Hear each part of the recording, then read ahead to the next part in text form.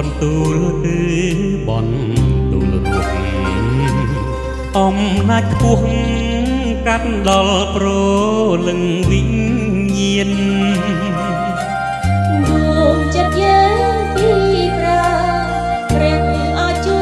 យយើងបានអាចរស់ដោយសំសានដោយព្រះជាស្ដាគ្មានអ្វីលាក់កំបាំងបានទេក្តីស្នេហ៍ព្រះបានឲ្យយើងទាំងទ្វេ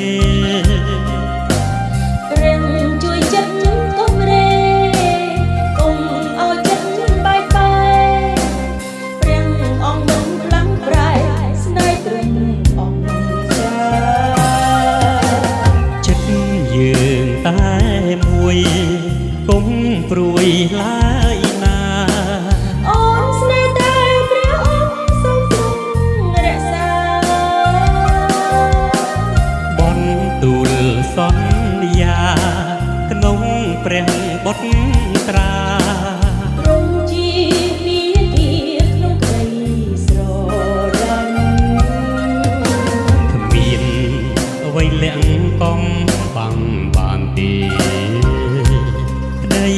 ស្នេហ៍ព្រះបានឲ្យយើងទាំងទ្វេព្រះជួយចិត្តកុំរេកុំឲ្យចិត្តបែកបែកព្រះអង្គមិនផ្លាំងប្រែស្នេហ៍ទ្រង់អស្ចារ្យ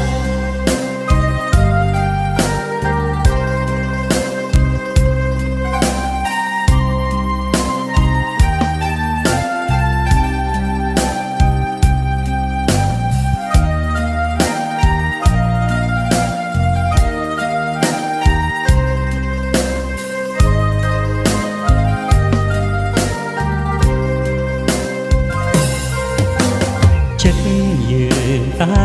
មួយកុំព្រួយឡើយណាអូនស្នេហ៍តែព្រះអង្គសូមទ្រង់រក្សា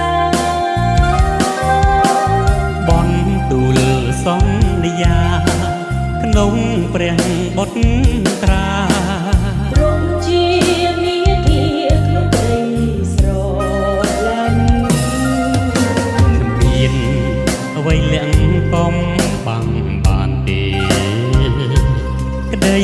ស្នេហ៍ព្រះបានឲ្យយើងទាំងទ្វេ